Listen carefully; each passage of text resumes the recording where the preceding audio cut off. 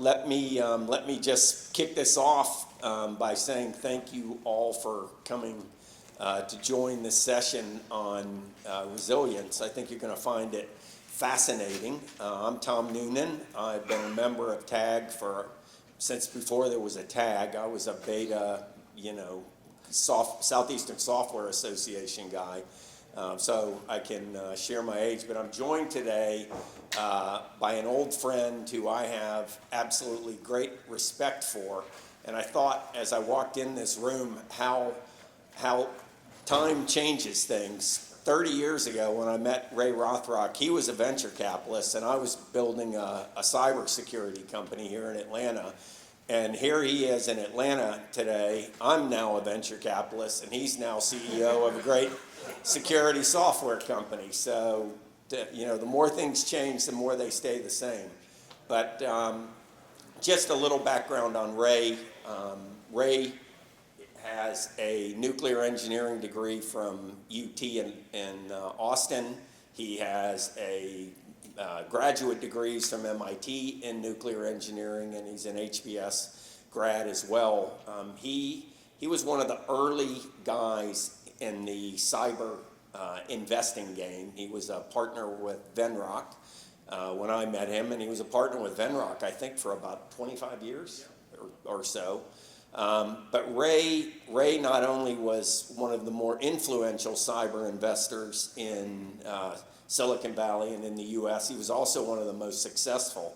So I was just thinking back as I was driving up here this morning of all the Ray Rothrock cybersecurity companies I've known. Checkpoint Software, which is now worth $20 billion. Ray invested in that in 1993. He was in PGP, if you remember, Pretty Good Privacy. I think that was sold to Symantec. He was an investor in Cloudflare, which is a phenomenal company. He's an investor in Tala, Area One. He's an investor in Imperva, right? Imperva, Shape Security. I mean, just about every leading cybersecurity company over the last 30 years has somehow, some way been influenced by Ray. And all I can figure out is he got tired of telling them how to do it, and he just decided to go do it himself. So Ray is now chairman and CEO of RedSeal, which is a cyber risk modeling and operations platform that's really, really cool because it takes in all of the data from all of the systems, all the network configurations, all the vulnerabilities that are coming from vulnerability scanners. It takes in incident and threat data, and it basically gives you kind of a business mapping of how your risks are changing. And you ask anyone in this room that does anything with a security operation, one of the biggest challenges is knowing what assets are on your damn network, because that changes, moment by moment. So I'm really excited to be here with Ray, and I should probably give him the microphone because today we're going to talk about digital resilience. And Ray wrote this book. It's becoming kind of a Bible for business people in terms of how you think about building resilience into your networks. And I chair the risk committee for Intercontinental Exchange, New York Stock Exchange, which is headquartered here in Atlanta. And I got to tell you, we have all kinds of risk, but we use this book internally as a way to communicate to our executives on how they should be thinking about all the risk and enterprise risk management program we deal with. So Ray, thank you for being here, for coming all the way to Atlanta. I guess my first question for you is, what inspired you to write this? You would never think a venture capitalist would write a book like this. So it must have been when he took the CEO role that he decided he needed a book. Thank you, Tom. Thank you so much, and good to see everybody here. It's all true. The only deal I didn't get was ISS, but you can't get them all, I think, is what someone once said. I did do a competitive deal, which is actually where we met, in the field fighting it out. So, but that turned out pretty well too. Digital resilience. Why did I write the book? So after 25 years as a VC and a couple of years as a CEO, and when a VC goes and becomes the CEO of a company, particularly a portfolio company out of Venrock, like we did, the expectation is you knock a few dents out, put a coat of paint on it, and sell it. That's because the problem, you're there because something's gone wrong. You're giving away our secrets. Yeah, something. And but I got there, and they had this core technology that, by the way, would you like to be CEO? That was a great description of what. Yeah, it is. He was good at that. Anyway, and then while I'm in the process of knocking the dents out and putting some paint on it, Target happened, Sony happened, J.P. Morgan, Home Depot. I mean, just right down the line. The OPM, the U.S. government, and I think the mark of a good VC is pattern recognition. We used to say at Venrock, if you hear something great 3 times from reliable sources, chase it because there's probably some signal in that noise. And that's what I was observing. My first year on the job, I'd go talk to my customers and stuff, and they're all just getting hammered. So why was that? Well, at the end of the day, I'll spare you the gory details. At the end of the day, they had all been hacked as a result of something getting inside. So after 25 years of investing in all those great prevention companies and great detection companies, it wasn't working, not like it was supposed to work, or at least we were beyond now in this age of assuming that all this stuff would operate perfectly. Really what had happened, though, the networks had gotten massively complex. No one understood them, and that was the issue. And so I said, oh, okay, so how do we solve this problem? Well, we could do a whole bunch of new technology, and the threats were moving very fast, so it's like, well, you'll never be ahead. The N+1 threat will kill you every time. You may be at N, and the N+1's going to get you. So I got to thinking about that, and it came to me after reading a book that was put out by McKinsey called Beyond Cybersecurity in 2015. This concept of resilience, and what does resilience mean, and how would you apply it to cyber? McKinsey put out this great book. It's quick. It's sort of a business book by McKinsey, you can imagine. But it's got 1,000 case studies in it and a lot of patterns. So we got to thinking about it, and I said, what if we thought about understanding this network? So in order to make a building secure, you have to kind of know what it looks like, where the doors, windows are, where the lights, where the sprinkler systems are, and all that sort of stuff. And so I said, what if our software could begin to do that, give you that information? Where are the doors and windows? Where are the routers? Where are the pathways? How's the pathway protected? What are the rules? What are the ACLs? All that sort of stuff. And we began to assemble that and present it to the customers in a way that they could then begin to understand what they have. And therefore, do things like segment the network. Do things like, well, let's just completely cut this off from that and prove it every time. And then simultaneously, PCI was catching on better. NERC, SIP, and the power industry was good. So these compliance guys were asking similar questions. Can you prove to me that the segment in the control room is not connected to the IT computer systems at headquarters? That's a hard question to answer. And through my experience of talking to all our customers, we had, when we ran our software, we often found in the government where an untrusted network was connected to a trusted network. Well, that's a direct violation. We began to do these inventory analyses, and we found lots of Huawei equipment on DoD networks. It's like, that's a violation, and someone loses their job for that. So this stuff became very important. So to close the loop on it, we shifted what RedSeal reported out, not what it did, but how it presents the answers, and we took it to the fundamentals, like what's connected, how's it protected, what's the state of play on it, and all that sort of stuff. And that's what we've done. And it turns out to be pretty good. And resilience, so you can't anticipate the next threat, but you can certainly be prepared for it. And resilience, so at a higher level, resilience is about people, processes, and technology. So RedSeal is a technology piece, and I'm out advocating the sort of process and people side of it. In fact, Patrick and I were just talking about the whole people side of cyber and what's missing there and what the country needs to do. So anyway, that's sort of a long answer to your question, what it's all about. Who was the target audience for the book? I mean, I find it really, really interesting because as I read it, with all my cyber background, a lot of things are intuitively obvious, and yet the impact that this has had on businesses has been amazing. To just think about things through the lens of resilience as opposed to detection, which is where it's all been. Yeah, It's a great, so who is it written for? It was written for normal people, not necessarily technical cyber people, not necessarily engineering people. It's meant for managers, meant for people who run businesses, people who really don't need to know all that gory detail. So, in fact, my editor, publisher at the time said, any equation you put in the book, you will cut your audience in half.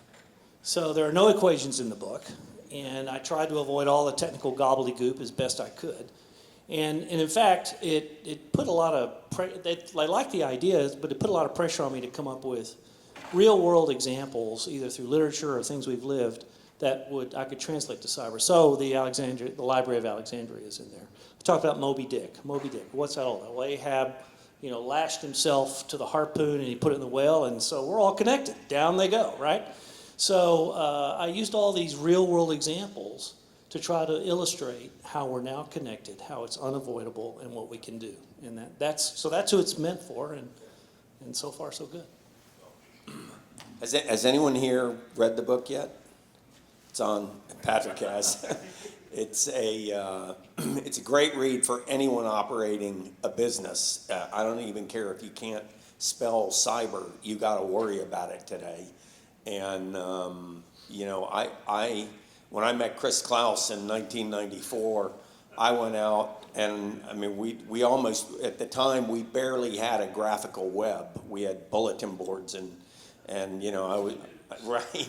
was trying to understand the default passwords for half of these vulnerable services, and it was all green screen, and I thought, man, this is one complex mess. But when Chris and I started ISS, I believe there were 11 million connected devices on the whole world's internet.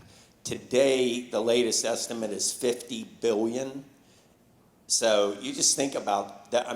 Nothing, when Ray talks about complexity, no organic or inorganic system has ever grown at that speed in the history of mankind.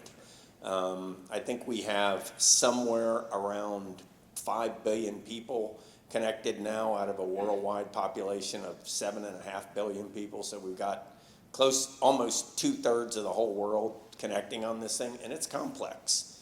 And that complexity becomes a real challenge with executives and boards. And so, when you go front to back in this book, Ray, what do you want people to leave with? The front end of this is all about planning, and the back end of this is all about doing. What real objective do you want people to leave with when they finish reading this book, and how do they put it to use in the operational sense in their own businesses? We all read a book and throw it on the shelf, but how do you read this book and do something about it? That's a great challenge to anybody that writes a book like this. So again, the publisher had a handy bit of input there. As I talked each chapter, they asked me to add the final chapter, and the final chapter has 27 steps that you can do as a manager or as an owner of a business or whatever. 27 things to think about. You don't have to do them all, but that turned out to be very useful, because as I've gone around and talked to public boards and private boards, and I actually was invited to the Morgan Stanley CEO conference. There are things in there when you read, just like you said, when you read it, you go, oh, I knew that. Well, here it is. So here's a checklist for you to think about things. I think what I really hoped for was, just like everything in modern life, we just take it all for granted. And this network, as you said, has gone from whatever it was, 11 million to 50 billion. Was that 500 times? Yeah. In 30 years. It's like the sands of Egypt. There's a layer and a layer and a layer and a layer and a layer, and nobody understands it. So given that, you have to think differently to be able to withstand an attack, an exfiltration, if you will. And so, again, the illustrations in the book are, the Alexandria Library, actually, they had security. They had things like that, but they hadn't thought through everything. I learned a lot of stuff along the way.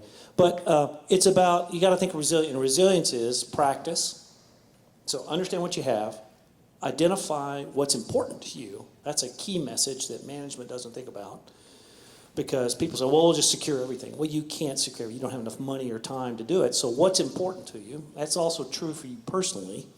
Like, don't balance your checkbook on the Wi-Fi at Starbucks. That's just a bad idea because your checkbook's pretty important to you. But that concept of what do you have, what's important, and then be prepared. That's what I hope people take away from it. It's a really good message. I mean, clearly, our adversaries and strategic competitors will increasingly use cyber capabilities to disrupt. They'll, cyber capabilities including espionage, including attack, including influence operations. Social media brought about the whole ability to basically poison our minds. We've been poisoning our machines for years, but now they've figured out how to poison our minds using social operations. And so, in the early days of cyber, the only people really worried about it, and rightfully so, were big banks, governments, the defense industrial complex, some transportation, but the vast majority of companies, that I would meet with would say, why would they target me? Well, that whole calculus has now been flipped. And it's been flipped over a long period of time, but it's been flipped so that, automation allows everyone to be a target. And, if you look at the statistics on things like ransomware, they're vastly proportionately impacting small and medium businesses and small government localities and things like that. Well, why is that? Because, the big guys have gotten smart about resiliency and about building security into their infrastructure and building, incident response and detection and prevention. And the little guys, small and medium businesses are coming up. The amount of money that North Korea alone has generated in cryptocurrency, they're the crypto hackers. The Iranians are after operational infrastructure, the power and water and gas infrastructure. The North Koreans are all about cryptocurrency. Why? Because they're pretty much cut off from the rest of the world. They're broke, and so many, if not most, of these ransomware attacks that are hitting people like the city of Atlanta when the ransom is paid in cryptocurrency, that stuff's going right back to North Korea, and that's how they're trading. The Chinese are all about stealing intellectual property and establishing long-term capabilities, backdoors to access our infrastructure. The Russians obviously are peddling influence operations, at the minimum, but they're pretty good and they're stealing stuff. So, 20 years ago in the days of ISS, we were largely dealing not with the nation state hacker, but we were dealing with the, disgruntled, whacked out kid or, a bunch of hippies that took, some kind of drugs and decided to get on their keyboards. We were just, exactly, then we ended up, we cleaned them up and hired them. But so to me, I mean, a business that is operating without, a very, very well understood enterprise risk management plan that is based and founded on resiliency.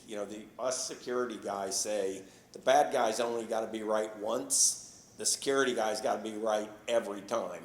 And being right every time means, a near impossibility. So when you think about your customers, Ray, because I know RedSeal's covering a pretty broad stretch of the market. I mean, how are they thinking about nation state actors versus hacktivists versus, you know, crypto kitties and the rest of the gang? Well, that's that's complicated. They kind of treat them all the same, actually. At least at the level, usually I'm talking to the CISO, usually it's in the IT department, not the OT department. It is about understanding when you have an instance of compromise, when a detector lights off, unlike Target, you do something, and so you want to know where they can go and what they're likely. So there is this need to know from where it came, because that informs you as to what you might want to double down or cut something off, like an invasion of a data center. We had a customer that had big data centers in New York, Kansas, and San Francisco, and they watched an attack originate in New Jersey and head for Kansas, and they used our software to figure out which ACLs and which routers to shut down and redirect. In fact, put it to a honeypot to try to suck it out, you know, Bitbucket or whatever you want to call it. But that's a very sophisticated operation center that's watching things across a big geography and taking action, whereas Target, as you know, most of their operations were in IOC in India. In India, and it was lit up, and they did nothing. So they had spent all the money, they made all the investment, but they just simply chose to go the other way. Sony, on the other hand, we were involved in that attack, and let me rephrase that. We were involved in the analysis of that attack. You need to edit that. No, it wasn't. But we were calling afterwards, and they were so buttoned down. The CISO called me on my cell phone, and we did the whole non-disclosure and agreement on text, because he couldn't take email from anywhere, not even his Gmail account. Sony had laid down a policy that nobody could do anything. And so we showed up and helped them discover the fact that the malware had made its way into the router, not into the firewall, not into the computers. And from the router, they were controlling the desktops. And, you know, they still wouldn't, maybe, I don't know. Remember, they revealed themselves. That's how we all found out about it.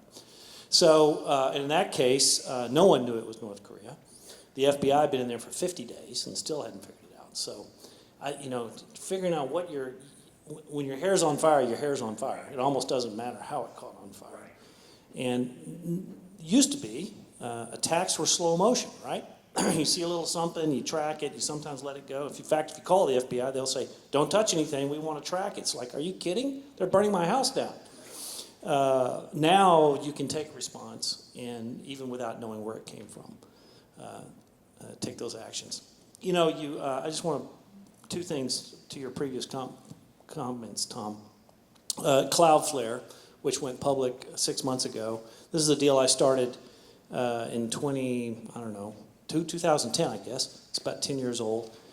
They went after all the small business. They wanted to secure the long tail with the same quality of security that the big guys had. Yeah. And it turned out to be a pretty important thing in light of how the last decade has evolved. So it's gone quite well.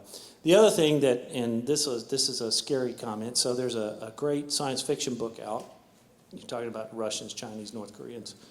It's called Ghost Fleet. It came out about 2 years ago. It's about a kinetic attack against the United States by the Chinese in Pearl Harbor in 2024. And, you know, a kinetic attack against the United States is a really bad idea, right? What do we spend, $800 billion? $1 trillion? Whatever it is. So North Korea is never going to attack us. I think the notion of firing a nuclear missile, it's just, why would they ever do that? We'll just wipe them off the face of the earth, maybe.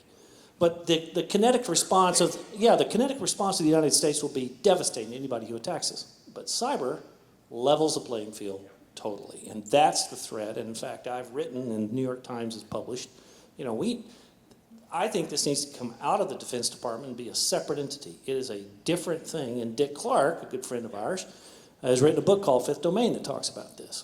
That this is a new threat. But anyway, I don't mean to scare everybody, but it's a really good book because the Chinese attack, they have disabled all our defense systems through their cyber infiltration, just like you were talking, the back door. And the U.S. pulls out of mothballs airplanes and ships, which are not built with Chinese chips. and we defeat them kinetically because that's what the U.S. can do quite effectively. So it's a really good book. A little spoiler alert there. But the thing is, it's today's technology.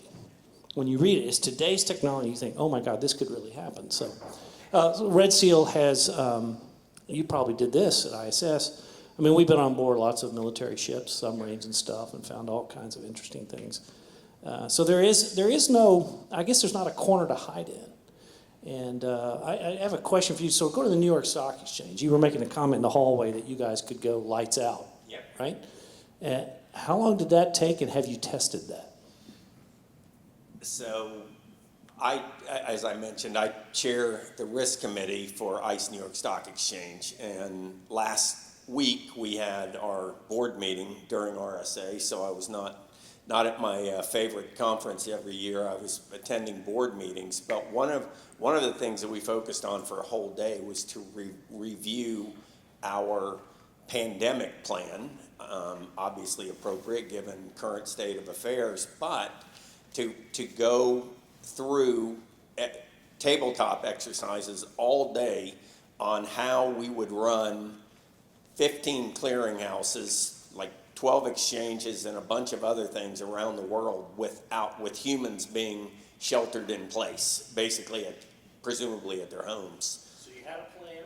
We had a plan, and we practiced it. We tabletopped it, and we've actually gone as far. We've got multiple data centers around the world, but we have gone as far as to build another data center that is completely offline.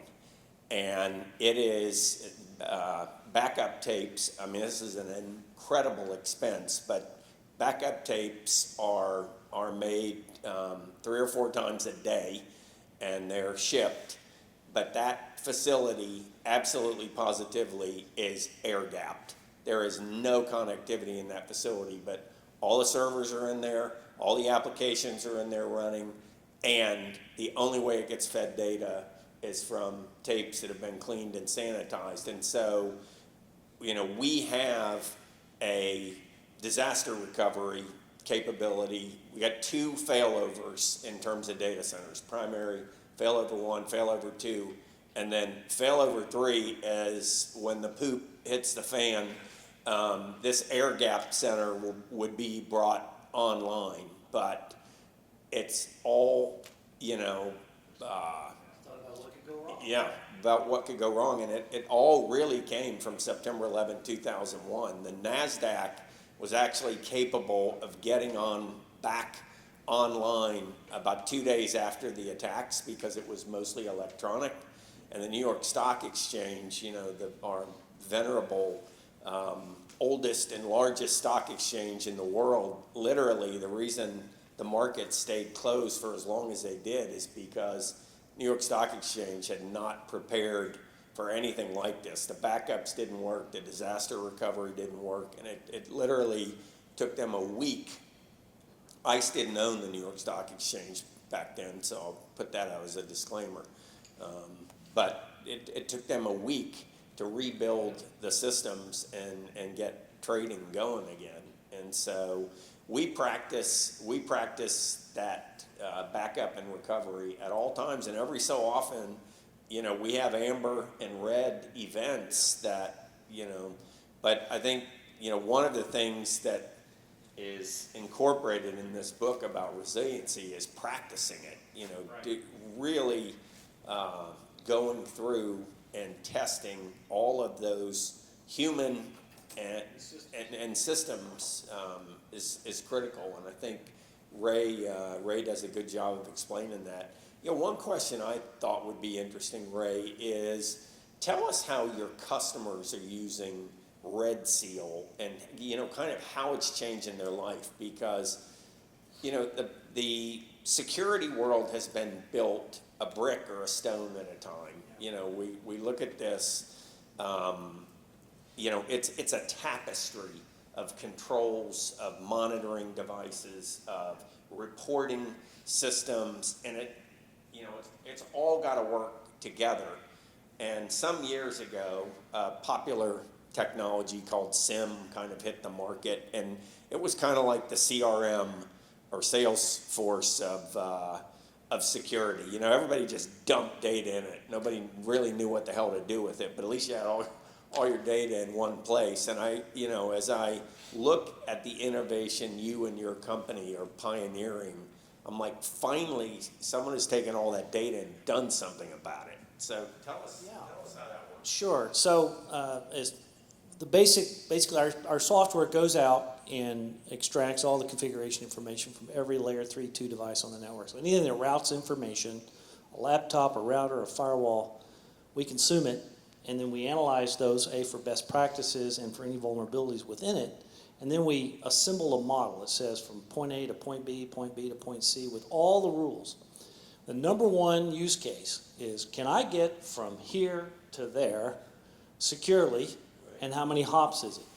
And does it actually work? So Apple is a big customer. They have three ginormous networks, including a retail network, which they have to isolate. So we constantly prove to the CISOs that they're obeying the PCI, and that some guy at headquarters can't find his way to a retail site in New York City.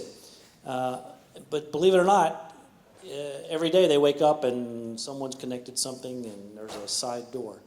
And now if you're smart, you can find those side doors out. That's what the bad guys do with their automated systems. They find every pathway. They'll know before you do. But our software tries to find that out in advance. So the number one thing is, we call it detailed path. How do I get from here to there? How many hops? How many rules does it touch? And if I violated some policy. And that's a very hard thing to do. At every hop of the way, we calculate from that hop where you could go. And so if I got 2 hops in and there's a data center over here, if this hop and that hop are touchable and I've got a policy that says, no, that's not allowed, we'll ring the bell and say that's a bad idea. And not only that, depending upon the analysis, we can actually tell you what ACL to change and what router to prevent that access from occurring and to obey the policy. So that's at the sort of tactical level. IT guys are all the time, you're showing a conference room in some office and they're saying, well, I can't get you can't get the projector working. Well, people can't get access. The other one is this. So people like us we've got different geography, different factories, data centers, headquarters operations. I want to connect this to that. Or how about 2 generals running 2 bases? Well, another Chinese phone call there. I do, yeah, exactly. So some general at base A wants to connect to this over there, and it turns out in our U.S. military, this is not confidential, of course, but they use public IP addresses on Air Force bases. So if you and this are Wi-Fi. So if on base A, those public IP addresses equal the Wi-Fi addresses on base B, and you put up a connection, suddenly some guy on a Wi-Fi sitting outside the fence at base B can get all the way back to the general's desk in base A. That's not allowed, but it's a very hard thing to figure out doing trace routes and all the other technical stuff. So we do that automatically, and sometimes it takes all day to do the math, by the way. But that's primarily what we do. And so it's this detailed path. How do you get from here to there? Just taking this incredibly complex organism and simplifying it for human scale. Everything today works at machine scale, and so many of the systems we've developed force human scale to try to deal with machine scale, and it just doesn't work. And that's why systems like RedSeal have become so critically important to business people trying to protect and defend the integrity of their networks.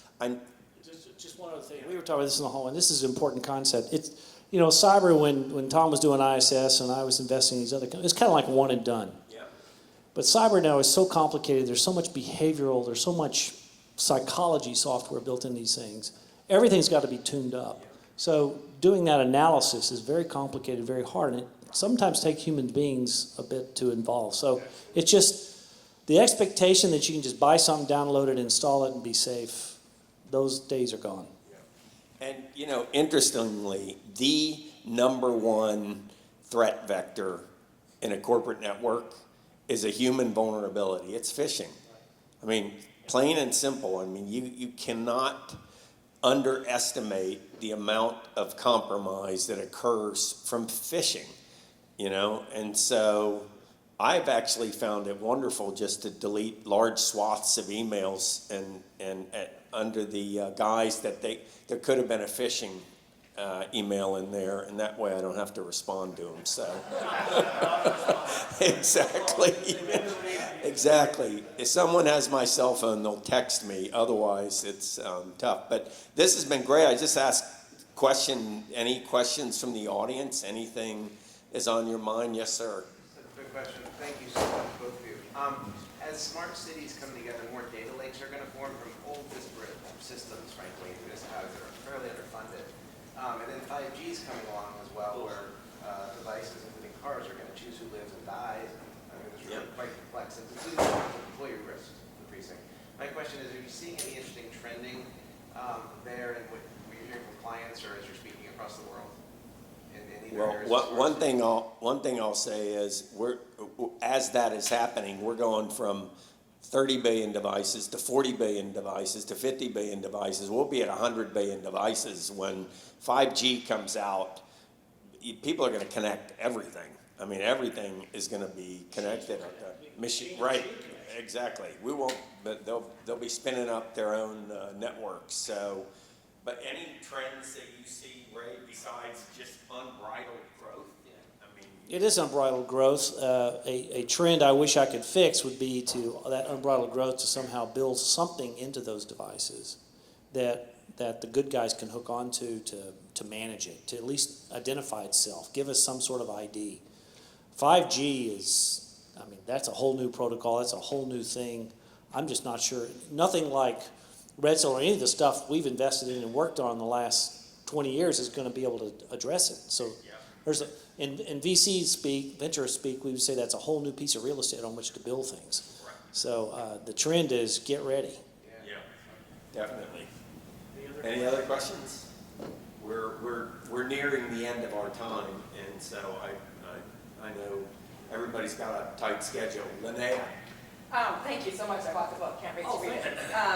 So with humans being such an important threat vector, how do you think about, it's not just the doors and windows in the room that you're in, it's those people when they're walking around and maybe not even their work email getting phished. How do you think about balancing the privacy considerations of individuals, yet the very real threat they pose to a corporate? What is the thinking about that? I know you had the air watch. I'm going to let the expert do that. Privacy is a really big deal, and it's one of those things that's important to us all, right? Or at least in this country. And so it's about, data is in two forms. It's either stationary or it's on the move.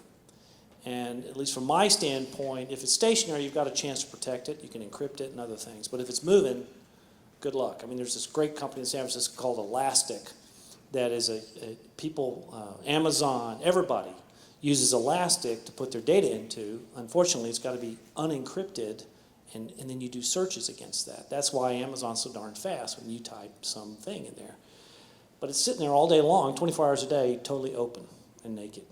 So I think in this case, I'm aware of I'll tell you about this deal I'm going to work on. An encryption deal. It's not as good as AES, but it's something in the middle. Anyway, so I think technology first, because it's going to be impossible to train people.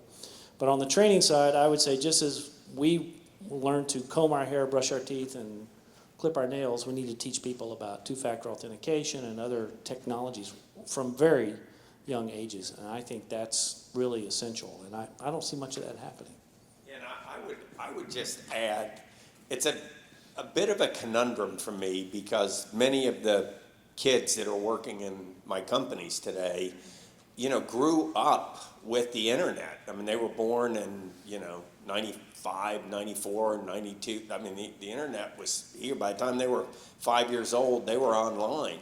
And the conundrum I see is that they've never really had to think about the fact that security is a big problem and privacy is a big problem because they've been out using social media forever. They get in an Uber, they stay in an Airbnb, and someone they don't know sleeping, in the bunk next to them. I mean, it's kind of it's odd for people my generation, but for them, it's just like, why not? And the way that translates to the corporate network is that we find we have to give much more training to those people because they don't think twice about posting on social media stuff that probably shouldn't leave the company. They don't think Using a Dropbox. yeah, twice about, all of that is kind of has to be trained into the younger generation. And they're very smart, they're obviously very capable. It's just not the way they've ever used the internet. Whereas people my generation, the first way we really used it, we were in our business careers. And it was important to us. So protection and being sensible, we didn't use it for entertainment and communication and that kind of stuff. So thank you all for coming today. Patrick? Yeah, I just wanted to reward the folks who were kind enough to ask questions. Who the two folks asked questions, right? Signed copy of Ray's book. Oh! Wow. Thank you. Very nice touch, Patrick. Read that book. It's an excellent book. And send Ray feedback. He's Ray at RedSeal. He's got an easy email address. Ray and Rothrock, whatever. Yep. Love to hear from you about it. Thanks again. Have a great tag and enjoy this beautiful sunny day.